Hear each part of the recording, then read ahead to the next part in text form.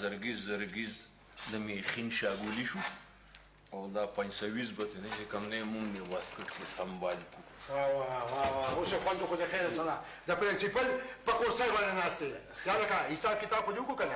او جی بالکل. ما خیر جوړ رقم دې جیب ته کو قدم راواخله. نه جي ځواني نصیب شه. اصل کې زه چې کله ډېر رقم شمارم که نه جي زما په دې ترخ کې خارق شروع شي زه خو ځان ګرم جي دا رقم درکړم. نه بس چلو که رقم پرېږده رقم بیا راکړې که نه زه مې خو لږه ګیا راوړم ښه که نه؟ خبره وه اوس په دې جامو کې ګیاګانې مې نو ګیاګانې نو تا راته نه ویل چې جامې بدلې کړو نوې جامې واچوو او دغه واچوو اوس راته وایې چې ګیاګانې دا د دفتر دپاره مې. وعلیکم السلام د درې واړو ځواني نصیب شه. راځئ جي دفتر ته م سپرلی راغلو. تماشې جي یو تپوس درنه کوم. حکم کوئ جي. دا سکول زما دی او که ستا دی؟